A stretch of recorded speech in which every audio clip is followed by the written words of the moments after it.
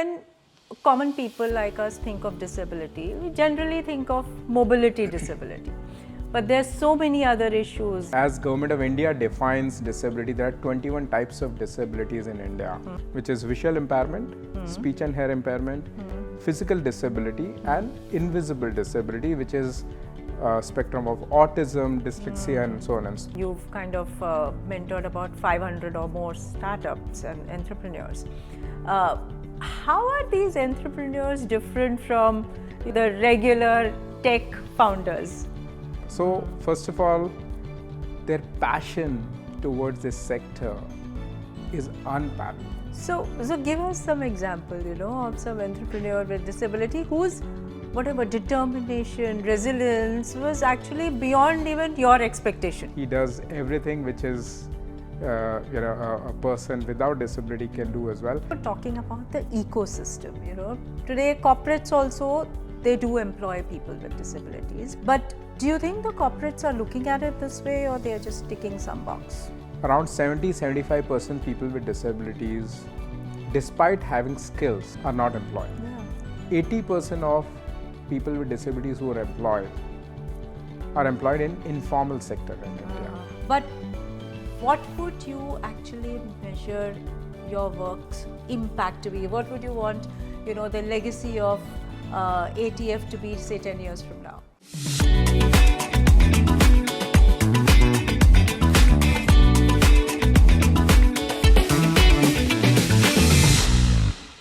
Welcome to another episode of my show.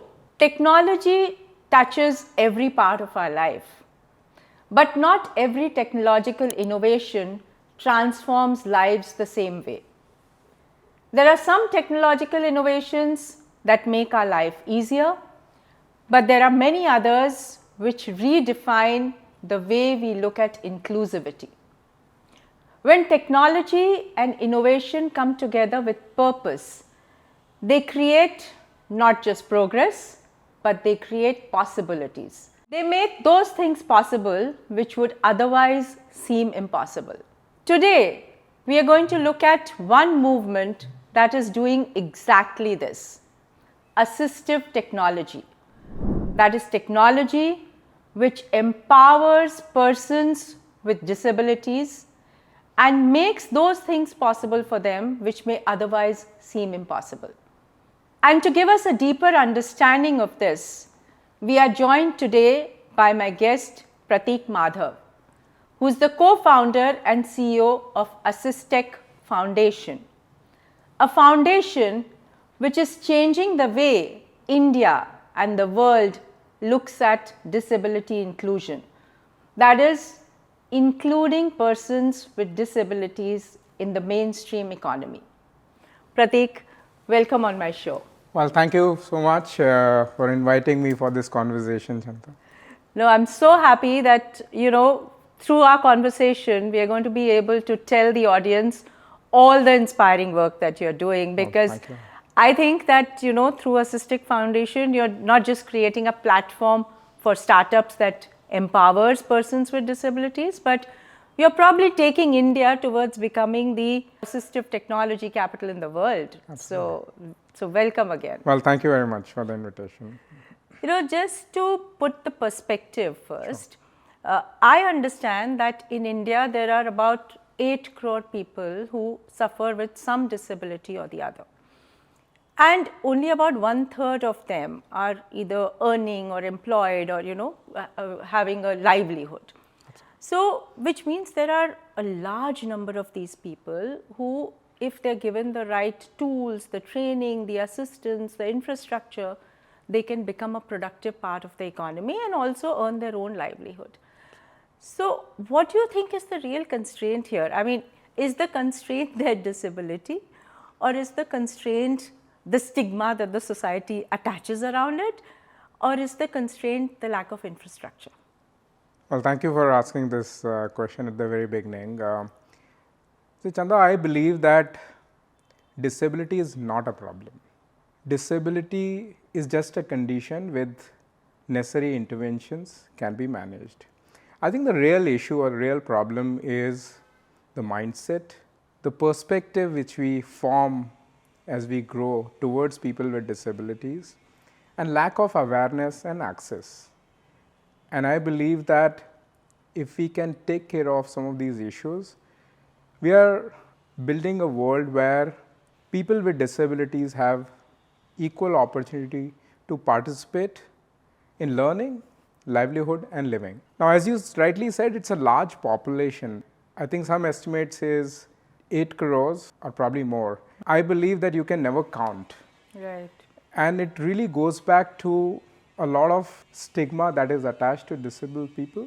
When a kid is being born in a family who has learning issues or probably is on autism spectrum, it's the parents first who fail to acknowledge and recognize. And if you don't acknowledge, recognize, you can never take care of that disability.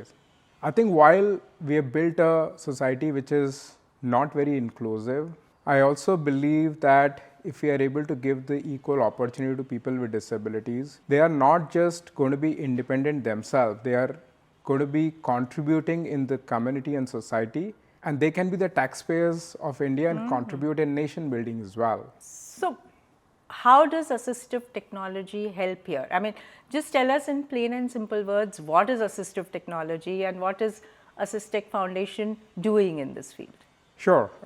So, assistive technology is any aid tool or a piece of software which can help people with disability, seniors, or any of us who get into temporary disability function very independently. I think simply if I'm wearing a spec which helps me see better, it's a piece of assistive technology. Right. If I break my hand and get a crutch, it is a piece of or an example of assistive technology. It's not a new thing, but the way we are looking at innovations in assistive technology is very, very new.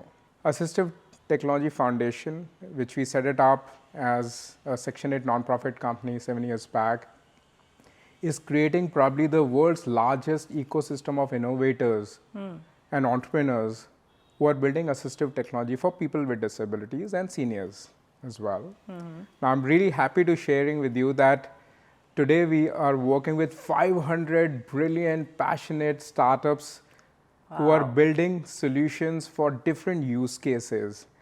And it's such a joy to really see young entrepreneurs, young techies, not pursuing the traditional path, but taking uncharted territory and building solutions which could help such a large population. So there is an element of profit with purpose, there is an element of building something which can be helping 1.4 billion people with disabilities in the world.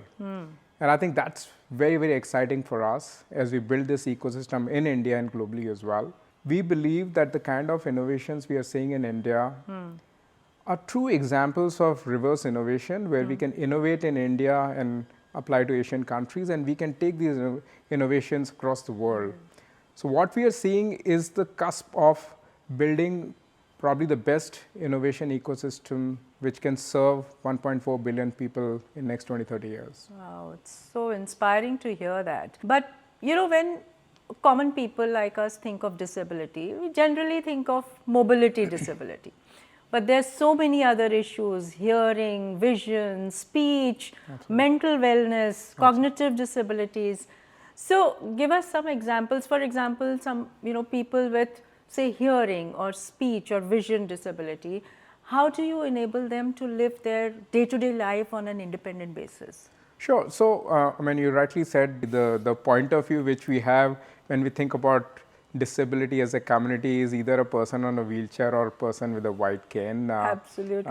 But as Government of India defines disability, there are 21 types of disabilities in India, which essentially means that there are 4 larger section of population, which is visual impairment, speech and hair impairment, physical disability, and invisible disability, which is spectrum of autism, dyslexia, and so on and so on. Now, what we have been able to understand to a certain extent is the visible disability. But I think what we haven't understood as a society is that there are a lot of intellectual disability, cognitive impairment, which a person may look normal, but might have learning disabilities. We have seen kids not able to cope up with the education system which we have, and typical point of view is that badmash hai, padta nahi hai.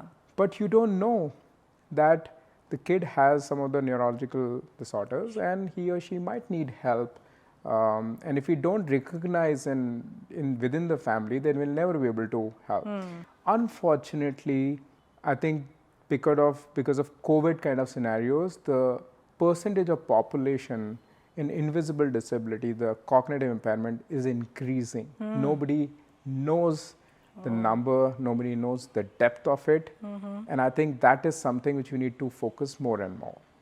So how are you encouraging the entrepreneurs to innovate in this field, and what are some kind of examples? Yeah, so initially when I used to meet a lot of startups and innovators 10 years back, you could see a lot of startups or technologies coming in for helping blind people walk independently. Now, if I'm a person with visual impairment, for me, who's sitting in front of me, if I'm on the road, what's on the road is very, very difficult to identify. So I remember a time 10 years back when two entrepreneurs came to me and saying that, Prateek, we built this app which will help blind people walk independently. I said, we'll figure out the app later, but why are you building it? You don't seem to be a person with disability. I said, there's always a story, Chanda. Right. So they said, my cousin became blind and hence I want to help her. So the use case there is through that app, or further there are a lot more innovation. We have the same startup has developed a glass. It is a AI based algorithm where it can take video and audio as an input. It processes the whole information using a mobile and gives a person with visual impairment an output through this bone. Okay. Now, I'm sure you're aware that you can hear from this bone. So imagine the enablement it gives person with visual impairment, that in an indoor setting, if I wear that glass, you would think it's a normal glass I'm wearing, but it's able to read how many people in this room, able to tell the facial expressions, and I'm more informed when I'm having this conversation with you. Yeah. In outdoor environment, I'm able to recognize there is a dog sitting on the left, there's a red car coming on the right, and all the object recognition things. Now, the kind of independence a person with visual impairment can get just by this device, in a traditional environment, somebody has to hold hand and take the person from point A to point B. We have, through this technology, people are going to jobs, people are going to schools, colleges independently. So that's one innovation in visual impairment. Well, this gives them confidence, gives them empowerment, and then obviously, therefore, gives them the confidence to go to school or college or for a livelihood. Absolutely. So that's one example. There's a lot of technologies coming in for autism spectrum as well.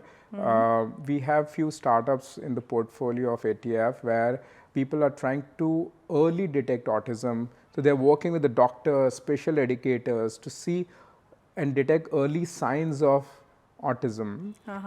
Now, as we understand, if you can detect early, you can do the intervention early as well. And hence, in most cases, the kid can live the life as normal as anybody else. If you don't early detect, the interventions becomes much harder, and always the kid will carry some or the other functional disabilities, which is not only a problem for the kid, for the parents. I've had friends who left their career, be with the kid, and hats off to them, because they not only took care of their kid, they also studied special education and they're helping others. But look at the problem it causes to the kid, to the family, and the economic loss to the nation is much larger. So we're very excited that now we have technology which can not only early detect, but you can early interventions. We have some of the cool startups which are using augmented reality. So think of augmented reality handset which a kid is wearing. He or she thinks it's just playing games. And kids, you put them into gaming and they are, they're flowing. But this technology is changing the content dynamically. So while kid thinks that he or she is playing game, it is improving the learning quotient. And by some research, this startup technology can improve the learning 6x than the normal paper and pen method. 6 times Six than normal times. paper and pen. Yeah.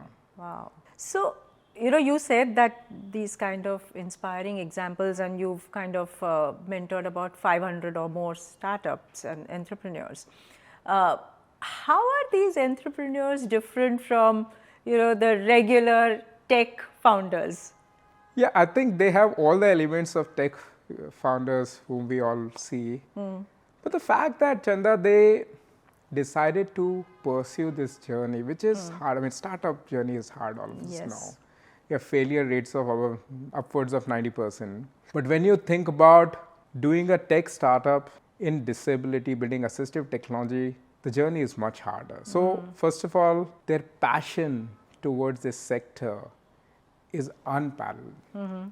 They could be anywhere else. I mean, I meet so many amazing tech founders. I could have hired them in any of the companies which I work for. But the fact that they're mission driven, the fact that they want to take up a challenge to solve real large problems, make that impact, is something which is very, very inspiring for me. Obviously, they are techies, so their understanding about building the business is less, which is where ATF comes in to help them build the business beyond, give them market access and all that. There are entrepreneurs who are building for people with disabilities, but what I also want to highlight here to answer your question is there are a lot of entrepreneurs with disabilities. Yeah. And I can tell you the kind of passion they build, they're bringing in, the kind of I want to change the world attitude they have. Because think about anybody who's growing with disability, right? We have created a society where there are, at every point, they've faced that exclusion. So today, however, they are brilliant and they can probably earn their livelihood and be okay, themselves.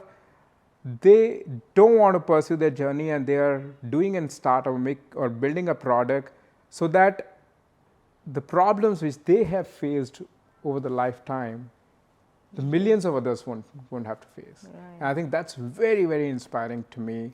And I think when we work with all these 500 entrepreneurs, and there are 54 startups in our portfolio, there are so many entrepreneurs with disability. I can tell you, while it sounds like that we are helping them so much, I have improved as a person by just working day in, day out with so many entrepreneurs with disabilities and other startup founders as well. So give us some example, of some entrepreneur with disability whose whatever determination, resilience was actually beyond even your expectation. Oh, absolutely. I mean, so many of them, but I'll take one. So there is a very young person called Rishi. He's based out of Chennai, and like all of us, as the story goes, he's taken a bus from Chennai to Pondicherry, and bus meets with an accident. Next morning he wakes up and he says, I feel lighter. I said, what happened? He's just lost in his right arm. And obviously it's a shock to him, and he says, I want the arm back. So the doctors say, yes, you can have a bionic arm, but that will cost you at 22 lakhs, a German imported arm. And he laughs at him, saying, I don't have 22,000 rupees in my bank account. Forget about 22 lakhs. Now he takes a decision to build a bionic arm. He goes to a engineering college, gets incubation done. And I remember meeting him probably in 2018, where he came to the call and said, Prateek, I built a bionic arm. And I'm looking at the call, I said, this looks like a piece of electronic, doesn't look like an arm. But then obviously he improves and comes next time, it looks like an arm. Today, Rishi has founded a startup called Symbionic and built an arm called Titan, which is world's most functional, cost-effective and valued arm in the entire world. Wow. And I think that's just the passion and the personal experiences I have seen him building this whole product over the years. Now, there are so many use cases he's giving to a lot of amputee like him He's also talking to the army because there are a lot of soldiers, veterans who can use this arm as well. He drives bike like anybody else. Wow. He does everything which is a person without disability can do as well. I think for me, Rishi is an example of having lived with personal experiences, but not getting really bogged down with that, and having a large, tall aspiration to build something truly world class. We just helped him raise some money, a year back, and he's built an office. He's hired a team where a lot of people are with disabilities as well. But there are so many stories like Rishi that needs to be told. Absolutely, absolutely.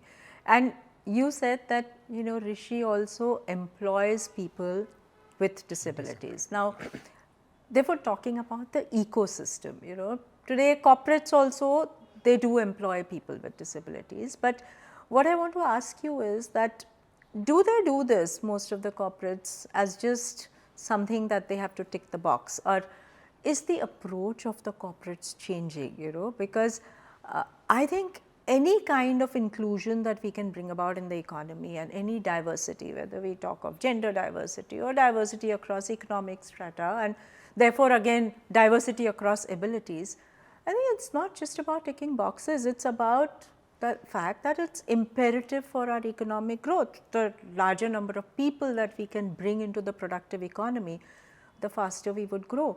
But do you think the corporates are looking at it this way, or they are just ticking some box? So it's a very important question to have a conversation on. Some data which I'd like to share with you, that around 70-75% people with disabilities, despite having skills, are not employed. Yeah. 80% of people with disabilities who are employed in informal sector in India, which doesn't really give you enough money to be independent. The number two thing is that why should anybody employ people with disabilities? Just because, like you said, it's a checkbox, I look good as an organization because I have diversity, or there has to be a economic reason to hire people with disabilities. Now, by some statistics, if there are only 1% people with disabilities who can come into economy, in US, you add $25 billion. The spending power of 1.4 billion people is $8 trillion. And if in India, we are not including people with disabilities into workforce, we as a nation are losing 5 to 7% of GDP. 5 to 7% of GDP. Now, when I think of individual roles at corporates, I see a lot of corporates at least thinking about hiring people with disabilities, and not just the visible disabilities. We now and then work with the corporate organizations to help them create more awareness about neurodiversity and the whole intellectual disability award. So their openness to at least understand the spectrum of disability is definitely more.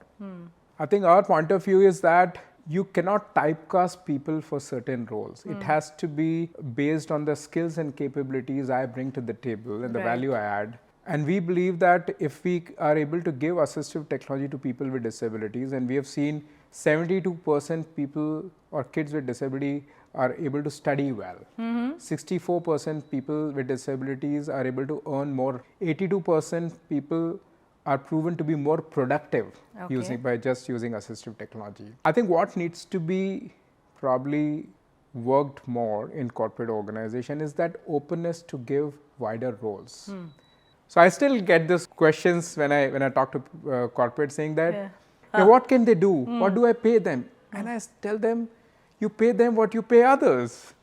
Why are you creating that whole segregation that I have a payment or remuneration structure for non-disabled? And if they bring value to you, I'm sure your business will prosper based on their contribution, and you pay them what you pay others. We have several examples of people with autism. They're very, very creative.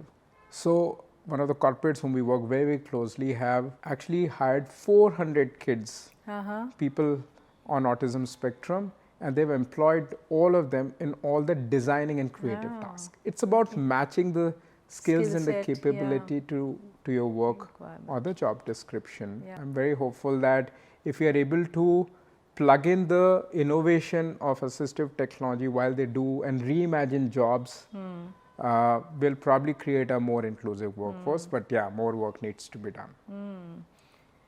But as we talk of the ecosystem, I mean, corporates is one, but the society at large. Again, as you yourself said, that it's not the disability, but it's the approach that the society creates towards them. Again, I feel that there are two ways in which we can interact with people with disabilities. Either it can be sympathy or it can be empathy. I mean, we don't have to sympathize with them, we have to empathize to be able to understand what they need and give them an enabling environment. Now, do you think there is any such change happening with the society at large? So definitely there are bright spots. I mean, traditionally when I grew up, and I grew up in Jaipur, and I haven't had any conversation or any interaction with people with disabilities. So we've created an education system which is, this is us and this is kids with disability. Obviously we talked about corporates as well. We don't see them in malls, we don't see them anywhere in beaches in Mumbai, we don't see them in our education system. So where are these people? The thing about disability, that it's such a large problem, but they are all invisible to us. We are doing certain intervention and initiatives to obviously break the barrier, and we are seeing changes. And I'll probably give you an example. There was a startup which came out of IT Madras, and the folks to engineers, when we had initial conversation, said that we built a wheelchair. And my first response to any wheelchair is, please don't. But they were very persistent and said, we built an amazing Indian road condition configurable wheelchairs, okay. And the way they sold it to us, saying that, Prateek, if you go to a shoe showroom with me, will you buy a shoe of the same size as I would? I said, no. They said, why are we giving same wheelchair to everybody? And what they had done beautifully is they had created a design which was adaptive. But see, Chanda, we've seen tons of great products, but they haven't seen a light of the day, and more so in disabilities. We have universities creating products, and they have always remained as university product, and they have never seen the market access. But why so? Because I think the whole idea of innovation is great, research is great, but the idea of commercialization, how do you really access a community which is invisible? What are pathways to access and talk to people with disabilities? So this company is called NeoMotion, and what we were able to do with them is they signed a partnership with a food delivery company. And as we speak, there are thousands of people with disabilities delivering food. On this wheelchair? Yes. So what we had is, it's just a wheelchair, and then we had them develop a scooter, which is a battery operated scooter. So if I am a person on wheelchair, inside the house I'm using the NeoFly, which is the wheelchair. The moment I want to go out, I attach the scooter, which is a battery operated scooter. It's called NeoBolt. So with the combination of NeoBolt and NeoFly, I'm on the road.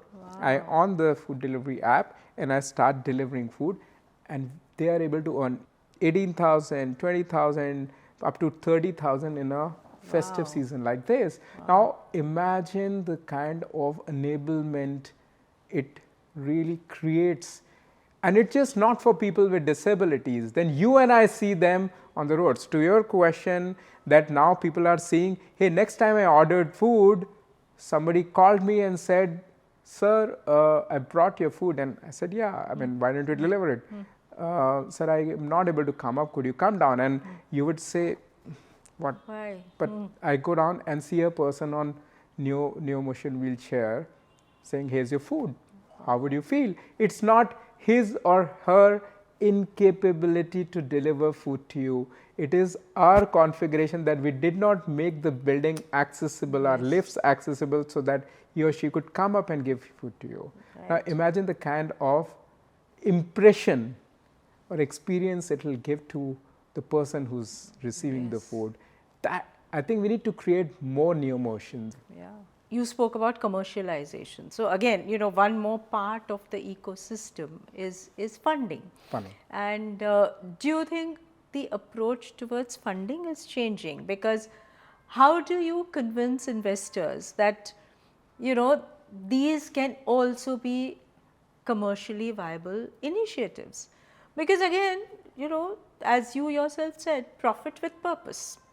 And that's possible. So how is the funding ecosystem reacting to these innovations? Yeah, I think if I would call a meeting of all the investors 5-7 years back, the room will be empty, to be honest.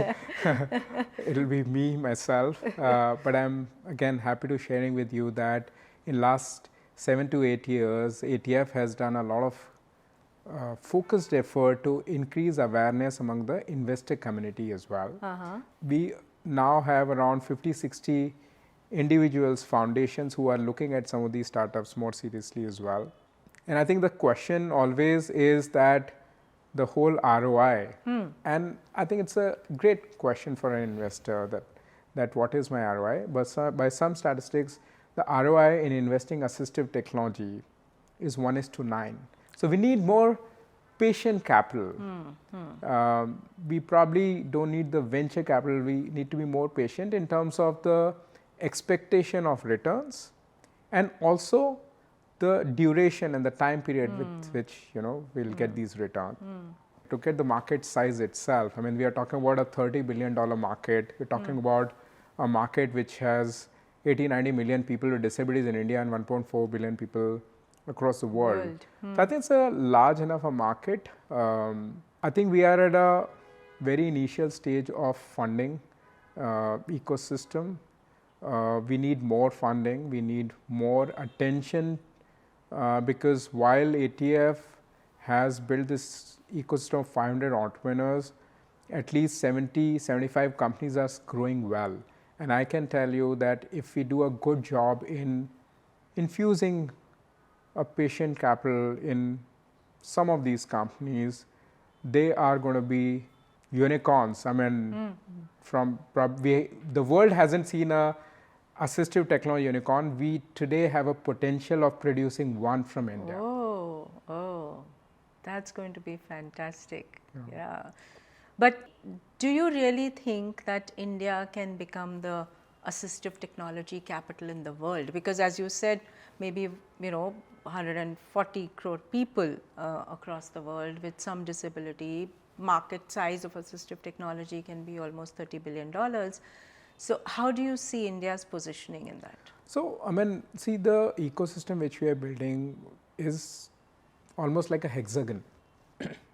While startups are at the center, what we need is, first leg is the government and the policy. Right. Now, obviously, we can do better on a policy and in terms of not just the helping startups give some tax breaks and GST, you know, favorable GST slabs as well. But also government can be the biggest buyer of assistive technology. They can help in distribution, because if there is one entity in any nation who knows where people with disabilities are, it's the government. So there are a lot more roles which a government can play. So that's one. Second is working with a lot of corporate organizations, because not just from an investment, but technology innovation and the support and a mentoring perspective, hiring like we spoke about. The third element of this whole ecosystem is about working with universities, because there are so many use cases which are not solved today. Earlier I said the autism spectrum or the neurodiversity has so many use cases which technology hasn't been able to solve. There are complex disabilities, there are multiple disabilities. We have kids today who are born with some cerebral palsy, which is a muscular disease, but they also have autism. So they have neurological disorders plus the the muscular disorders as well. And in such cases, technology probably has to do more to help these people live independent life. We have a lot of people who are speech and hearing impairment with visual impairment as well. How would you interact with a deaf-blind person? Yes. It's so difficult, and technology has to do more to solve such complex use cases. And hence, I believe that if we promote research and innovation in universities, we'll be able to crack some of these difficult problems well. So that's third. Fourth is investors. As I said, we need to encourage more and more investors, foundations to invest in these growth stage startups. See, technology is beyond boundaries. All of us have seen that. So when we created ATF in India, we also co-founded a global alliance called PlusIn, Inclusive Innovation Network, where now we work with 10 more countries to promote innovation in assistive technology. And I'm seeing a lot of brilliant examples of global technologies that could be applicable in Indian scenarios as well. So and I think which countries are these? So these are Australia, New Zealand, Canada. There's tons of good stuff happening in Kenya as well. UK and European countries are doing as well. There's a partner in Hong Kong, China as well. So there are more. I mean, Austria has so it's across across the world. And technology is beyond boundaries. Technology doesn't discriminate, and I think we got to take that open view in embracing a lot of these technology innovations from across the world. Obviously, they have to be affordable. They have to apply to Indian scenarios. Like I keep joking with the Western world founders that you are trying to enter into a country like India where 70% of people with disabilities live in rural areas. We have, by some statistics, we have 1,500 official languages and 1,500. absolutely. So and where all your connectivity will fail, because when you go to rural areas, there is no connectivity. Of course, connectivity wise, I think India is doing better than many other countries. I mean, definitely. I mean, some of those parameters are better than before. But I believe that we are also ecosystem which is leveraging the global innovation very, very, very well. And last but not the least, the whole community of people with disabilities. So we got to have strong connect with non-profits. And when you think about it as a social configuration, that in rural India, if you have a family who has a kid with disability, whom do they trust? They trust the local non-profit which the kid has been going. So you have to really work through your way to partner with a lot of these non-profits. There are a lot of special educators who have been working with kids with neurodiversity very, very closely, and you have to understand the requirement, understand the mindset, and enable them to use the technology and give it to the kids with disabilities as well. So I think this is the ecosystem which we have built around startups. Obviously, we need scale, we need more investment, we need more focus to help these entrepreneurs, which is where we are hoping next decade we'll be able to do. Oh, so I think that's very inspiring. I mean, you're saying that there's so many parts of this ecosystem that have to play their role, and you are, in a way, you've created a platform where you're bringing more and more of these parts to come and play a better and better role. But what about the role of artificial intelligence? I mean, AI is impacting every industry. So do you think AI, AR, VR, IoT, all these can be game changing in terms of disability inclusion? Oh, absolutely, yes. I mean, talk to my corporate friends and all they are worried about is AI will take my job. And I'm here to tell that while that could be true, AI is going to be so beneficial for people with disabilities, and I'll probably start by giving some examples to you. So how about AI helping people with blindness in independent navigation? How about creating a virtual bot, which is an AI bot, to help people with speech and hearing impairment attend the virtual calls like you and I do? So imagine a virtual call where all of us are in, and a person with speech and hearing impairment, a bot appears and it does convert everything which you are speaking in sign language in real time. It's a deep learning AI algorithm. How about creating a robotic plus AI wheelchair which is able to move by moving cheekbones. Oh. It's adapting because all of us can move cheekbones in a different degree, different extent. But there is a robotic plus AI which is adapting, because AI is personalization. Yes, yes. So that's a use case. How about gamification of physiotherapy for quadriplegic or people with spinal cord injury? How about creating a augmented reality, virtual reality gaming solutions, which, like I said earlier, is helping kids with autism learn better. There is an invention by a university, I think in US, where it has created a AI toolkit which is helping kids with autism study better. So if I'm kid studying in a university, it will help me automate all my schedule, remind me on the exam, assignments. It will give me content bite size which I can consume based on my IQ level. So there are numerous more examples of AI enabling people with disabilities. Now on one end, I know I was reading something on AI saying that you would be able to, through AI, you will be able to rent dreams. I said, I will be able to do what? Said, yeah, tonight if you like to see a dream of particular kind, AI will play with your brain and infuse certain particular dreams with certain characters and conversation. How crazy is that? But I don't know about that, but I do know that AI is going to be a boon for people with disabilities. We are very excited because we are building a point of view on what AI based technologies in India can help change the lives of people with disabilities. In another couple of months, we are going to launch a program just for AI based startups for disable technologies. So very excited about it. I think if we do a good job in embracing AI and obviously investing and mentoring some of these companies, it's going to be a game changer for people with disabilities. So exciting to hear all this. But tell me, if a young entrepreneur was listening to this, what is the message you would want to give them about building innovations around technology with purpose? I think the most important thing is to live and breathe the community.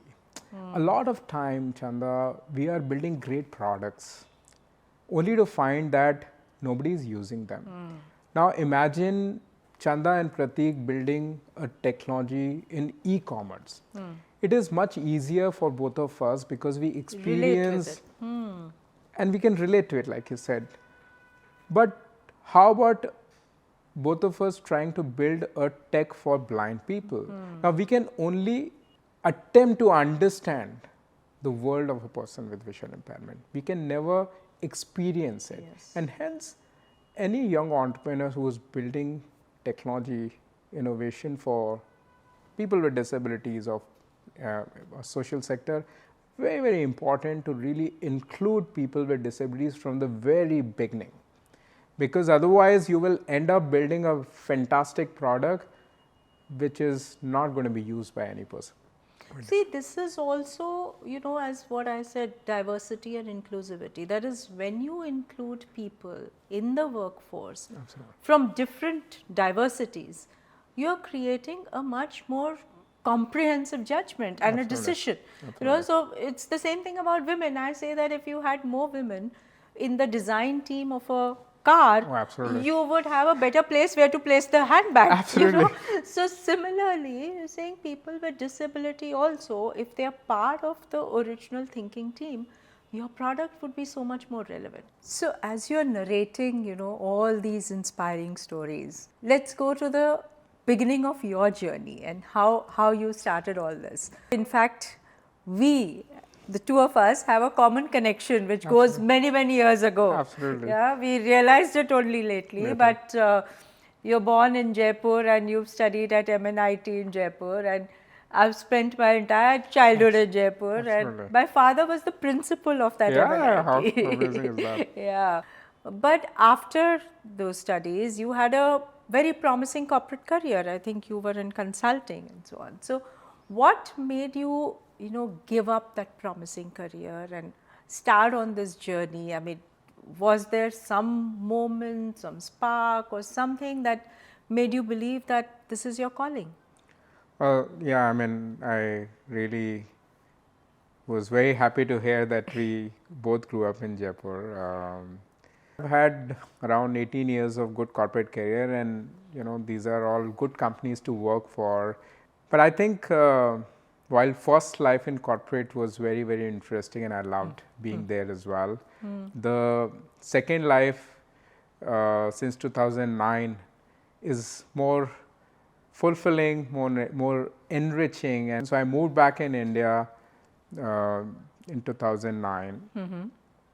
I was living in US for some years, and I started volunteering for some of these nonprofits, not just by design.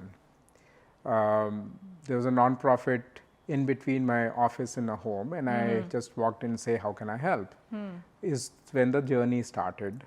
I started realizing that we had a very skewed understanding because we thought they would only need money, they only need resources and help from us. They live with a lot of pity. And what I found was truly inspiring, Chanda, that they live with so much hope. They live with so much aspiration. They have so much hunger to succeed in anything. Is how the journey started. If I'm here to tell you that everything happened by design, it did not. 20-30% was design, but rest of it was serendipity. I was sitting as a student in IIM Calcutta. This is where I went to do my MBA, and this is late at night when I was sitting in library, and I got a call from this gentleman who's himself was person with visual impairment. He was in Dubai, and we were running an initiative for blind cricket. Oh, okay. So I don't know if, I'm sure you've seen people with visual impairment playing cricket with a white ball which makes sound. So the call came in from Dubai, and he went in to Dubai to attend the annual general body meeting for all blind cricket playing nations. And he called me saying, Prateek bhai, I said, how was the AGM? Said, everything went well, and there was one of the agenda points to say, to decide that which country will organize first ever T20 World Cup cricket for the blind. I said, okay. So he said, I stood up and say, India will do it. So there were 10 nations who were part of the AGM. But this gentleman stands up and says that India will do it. Long story short, I graduate sitting in a room with 40 people with different disabilities, and what does an MBA grad do? Take the laptop and do rows and columns and prepare a PPT and a budget. And this is 1 o'clock in the night. Everybody is saying, for ground we'll need this, for Indian team they need this, for travel we need this. And they're having fun of their lifetime because everybody is so elated to say, we as a non-profit in India is going to conduct first ever T20 World Cup for the blind. And I'm the only person who's hooked into a laptop, and my total is growing. I think it's around 2-3 o'clock when we finished that meeting, my Excel said 8 crores. Now, how do you generate that sum of money in 6 months? Because including India, 10 countries had already committed to play the blind cricket World Cup. Anyway, long story short, we went around. Obviously, nobody heard and supported initially, but then slowly and slowly, the support started coming in. We were able to do a World Cup. Now, imagine, Chanda, a small non-profit sitting in Bangalore aspires to conduct a World Cup. This is the first ever T20 World Cup for the blind. So we not only conducted it, we had India-Pakistan final. And who won? Now, when India-Pakistan final in any form of game, in cricket, you know what happens. In the final, Pakistan, reached final unbeaten, and India had lost only one game, which is Pakistan beating India in the league matches. Oh, okay. So you can imagine the emotions coming out in this final, and at one point it looked like Pakistan is going to win, but then Indian players did magic and we beat Pakistan by 29 runs and winning first ever T20 World Cup cricket for the blind. And coming to my personal experiences, here's a person who just graduated, joined a corporate with Indian flag, with the captain of the team running in the ground, was an experience. I said, this is phenomenal. Thought after that is, how can I be useful to people with disabilities? How can I use my experience, education, connect to help this section of population which has always been marginalized? And this is the population which lives with so much hope and aspiration. This is how I started my journey. And at one point I said, this life is too interesting, is when 2018 I quit my corporate career to set up ATF. And how did you learn about them and their requirements? I mean, just the PPTs and the making the budget doesn't get you there. Absolutely. So, yes. So I think the best way is probably to be with them, to understand them as students, understand them as humans, and understand their aspirations. There's so many stories. The captain of Indian blind cricket team was eventually given a Padma Shri award and a national award. And when you work with him very closely, you realize he, as a kid, was so marginalized. He grew up in a village. In his family, mother's side, 14 of them were born blind, including his mother. So when you talk to Shekhar Naik, is his name, so it's Padma Shri Shekhar Naik. When I work with individuals and friends like Shekhar, I started realizing that they have so much of hope, they have so much of aspiration, and they have so much of hunger to win and do things, which sometimes you don't find in people who do not have disability. They are given so less resources, so they have to make most out of what is being given to them.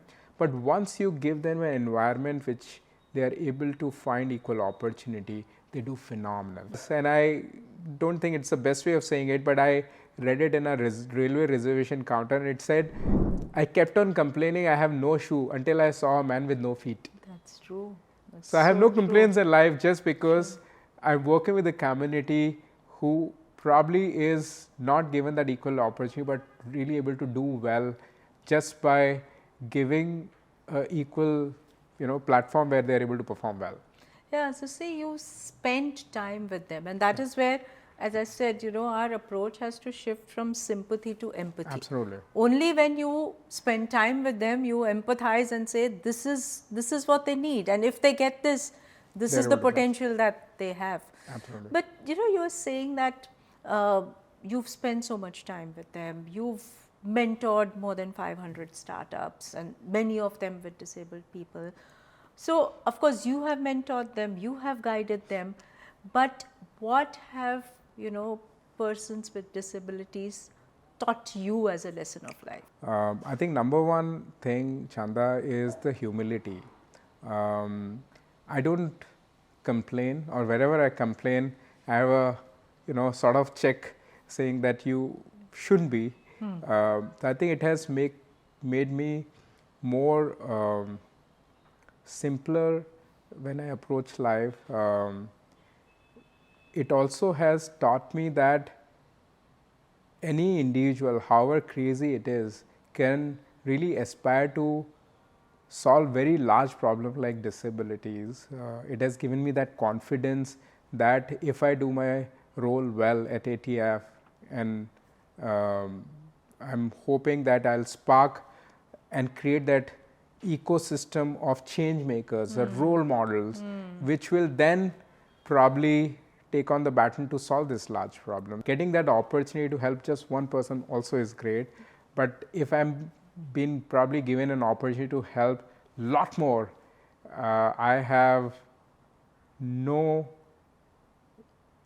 reasons to be depressed. I have a lot more reasons to be very optimistic about it, and I think that's where I feel there are a lot more miles to go and a lot more miles to run before I sleep.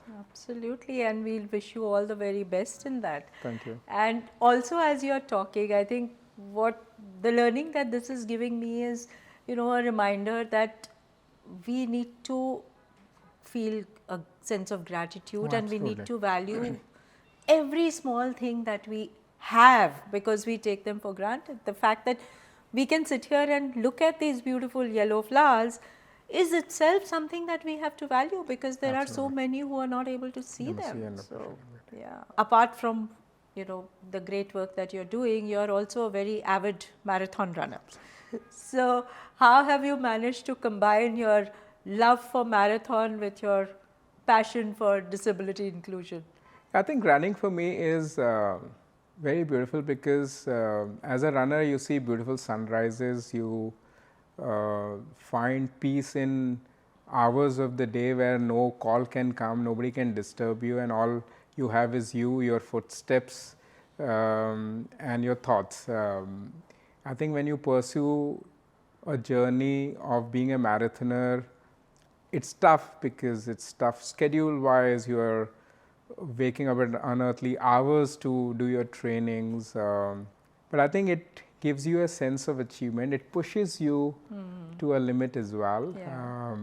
And I always think, while marathon is 42 kilometers, you don't run 42 kilometers together, you only run a kilometer at a time.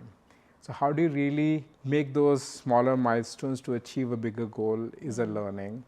I personally have made a number of decisions which otherwise would have been very, very difficult to make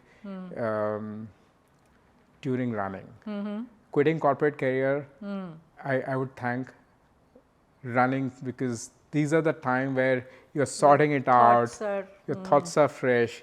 Probably you make those decisions before the mind wakes up and gives you reasoning and logic not to do such stuff. But I think running has given me a new life. Running definitely has been instrumental, like I said, in making me move forward and be the person as I'm becoming. And like you said, cricket for the blind, are there any marathon kind of events? Oh yes, we've trained so many people with disabilities. So in our running club, we've trained a lot of visual impairment runners. We've done marathons, so they run 42 kilometers, half marathons as well. There's a lot of focus on inclusive sports. So there is a blind cricket, there is a tennis, there are obviously chess for blind as well. I mean, as we speak, there is a Paralympic meet going on in Delhi as well, and yeah, I'm sure all of us know that our Paralympic sportsmen have got us more medals in Olympics than normal Olympics. So there are all forms of cricket. I think sports teaches you so many good things. It helps you push your limit. It helps you understand how do you behave, think when you lose. Yeah. Which is an important quality which all of us need to learn. And how to learn from losses. And get back to winning something. Absolutely. How to understand competition, how to respect competition as well. Yes. I think I'm a beneficiary of, while I pursue the marathon or a fitness journey, I'm able to apply a lot of what I learn there in my work at ATF as well. And you spoke about that this is not about disability, but it's about ability. Absolutely. How do you identify the abilities and make, get the full potential out of that? So, how do you measure the impact of the work that you're doing? Yes, impact, touching 1 million lives, 500 startups, these are of course great numbers. But what would you actually measure your work's impact to be? What would you want, the legacy of ATF to be, say, 10 years from now? See, ATF's stakeholders are two. One is startup, tech innovators, and second is people with disabilities. So in terms of measurable impact, obviously we are happy that we are able to encourage more and more entrepreneurs to pursue their journey. Obviously there are measure of success in startups in terms of the revenue and the profitability and the viability of the product and the distribution and all that, right? So that's one set for startup. The second is all that is great, but how many people with disabilities are you able to help? And again, as you know, that we take pride at ATF in touching lives of 1 million people with disabilities in just 6-7 years, and our aspiration is to really touch 5 million life with people with disabilities by 2030. But if we talk only about numbers, I don't think it will make sense. And the way we think about our impact is 3 L's: learning, livelihood, and living. So how are you helping kids with disabilities to be a part of an education system? There's a technology which is helping blind kids to study and get access to the content as normal kids do. I took example of NeoMotion, which is able to put people with disabilities into employment, and living use cases are phenomenal. So how do you get accessible entertainment? So if I'm a person with visual impairment, you and I go for a movie, you almost have to describe the movie, and none of the people in the theater is going to like it. But now we have a tech startup which can audio describe the movie in 24 hours. So I'm enjoying the movie by putting the handset and it's audio describing the movie. And I think these are the use cases in living. Accessible travel, marriages. 41% of people with disability never get married. So how do you really enable an environment, a safe environment where they are able to mingle together and able to find life partners as well? So I think it's the number of smiles you can create through the work which ATF is doing is probably which is more precious to me than any other measure. So well said, so well said. But when you look at your journey, everybody's journey is in a way unscripted. Life is unscripted. What was that 1 or 2 moments in your life which you never anticipated, you never thought that would happen, but when it happened, it changed your entire course of life? Yeah, I think blind cricket was one. But second, or the most precious moment is when I visited a blind school, and so I have 2 kids, and both of them, obviously I left them in a school bus, they went to the school, COVID happened, it did not matter honestly to both my kids. They took the laptop and they started and continued their study well. I visited this blind school which almost stopped functioning because there was no digital, there was no training to the teachers, there is no infrastructure.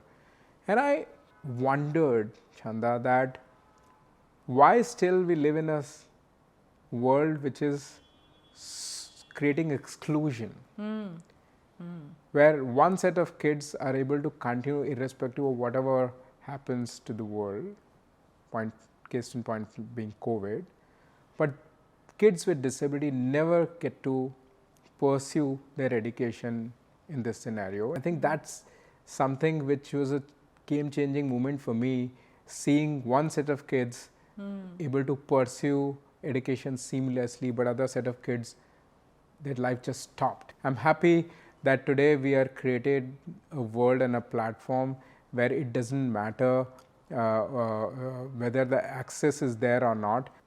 Fantastic. I think we just need more and more people like you who can impact more and more lives, because I think this is all about a ripple effect. Absolutely. Someone impacts one life, I think that life then positively impacts many more, and I just wish that we have these ripples in the pond growing more and more. Thank you. Prateek, now we come to the last section of my show, which is I'll ask you some questions and you just give me very impromptu responses, short responses to them. I'll try my best. Your fond memory from your early life in Jaipur? Oh, I was born on 29 February, so my father told me that my nickname is Joy, and said when you were being born in a railway hospital, we had some car rally going on, and he said, I don't know who won the race there, I won the race when you were born on a leap year. So I always enjoy that distinction. I don't know what it means to me, but I always feel special. Right. Growing up years, it also meant that I couldn't celebrate my birthday. I never had the full feeling of being getting a birthday, but that's something very special which I always feel about. Very sweet. One app or device that you cannot function without? I think I read a lot, and Goodread is an app which I always want to really explore in terms of what I can learn more through the content that is being produced. I love music, so Spotify is something which I love as well. Can't function without listening to all the new artists and all the cool stuff that's happening in the world of music. Okay, so then my next two questions are, what is the latest book that you've read and really enjoyed? So I read this book very recently by Oliver Brookman. It's called 4,000 Weeks. And the point of view there is, because of the medical sciences advancement, human life is more life expectancy, and we're talking about 85 a day 6 for women and 82 for men. But even if you take 80 years and take 50 weeks, all we have is 4,000 weeks in life. That is from birth to end. And this is when we are being blessed to live that fullest life. And when this number came to me, I said, that's it? Because sometimes we are living as we are going to live forever. Yes. So what 4,000 weeks gave to me is the importance of living each week, each moment to the fullest. You can't create that happiness and put it in the fridge. You can never take them out. You can't store it. And I think I really do my weekly review more rigorously after reading Oliver Brookman saying this whole 4,000 weeks philosophy. When I first calculated this number, I realized I have very few weeks left and I got to hurry up and run more faster. So probably I'm a faster runner or a person who always wants to see and move fast. And thanks to this 4,000 week as a philosophy. Yeah, because as you said, we all tend to believe that we are going to live forever, but actually you should live each day thinking this is probably your last day. Absolutely, there's no promise for tomorrow. Yes. And since you're fond of listening to all the cool artists, what is that one song or any dialogue from any movie that keeps you going even when things are tough? Actually, it's a song which my mother used to sing. It's cool, but I think it's yesteryears. There used to be a song by Farida Khanum. It's called Aaj Jaane Ki Zid Na Karo, and there are the lines which again probably aligns to the 4,000 weeks philosophy, and she sang it beautifully. It says, "Waqt ki kaid mein zindagi hai beasar, चंद घड़ियाँ यही हैं जो आज़ाद हैं, इनको खोकर मेरी जान जिंदगी भर तरसते ना रहो, आज जाने की जिद ना करो." Yes, yes. What's a personal ritual or habit that keeps you grounded even when the weight of responsibility? I just go for a run. It just sorts things out very beautifully for me. Just get up early in the morning, beautiful Bangalore, just go for a run, and I think it gives me so much of energy, it gives me so much of clarity, and it gives me so much of action which I could do during the day to solve the problem. I think go for a run is something which works very, very well for me. Very well for you. Very good. Okay. A role model outside the disability tech ecosystem who shaped your leadership style? I think if you've heard of this marathoner called Eliud Kipchoge, he's on the field, off the field, probably the best sports person I've ever seen. Kipchoge has run a marathon under 2 hours, which is first time any human has done ever. But it's just not his performance at the age he is on the field, but the simplicity with which he approaches his training and life philosophy really is very inspirational to me. So I listen to and watch him do phenomenal stuff when he runs marathon, but also follow him offline because of the simplicity he brings in everything.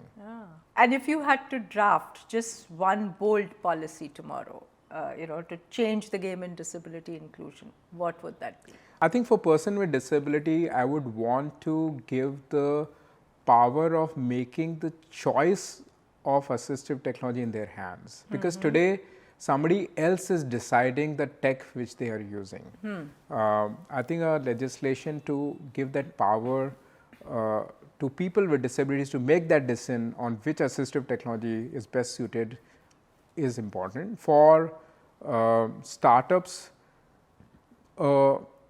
policy around giving them tax breaks and favorable GST slabs, so that for next 5 to 7 years, the technologies become more available and affordable is going to be very, very important. I think these are the two wish, one for person with disability and second for the startup ecosystem. And one startup that you mentored, but which actually left you stunned and you thought, why didn't I think about it? No, there are several, but I'll probably take an example. If you think of a school system, kids with visual impairment would never get access to the content because it's still today in India everything is paper pen, and you couldn't create an inclusive school for kids with visual impairment by design. But there's a startup called Tristle Lab. They created a product called Kibo, Knowledge in a Box. It's think of Kibo as a magical lamp. It opens up. You can put any book or in any language. It will read out to you in any language real time. Now look at the transformation it can create. So any kid in a library can go put a book in Hindi or Kannada or Gujarati and it will start reading to you in Tamil or English or any other language. So today Kibo reads all Indian languages, 14 to 15 foreign languages as well.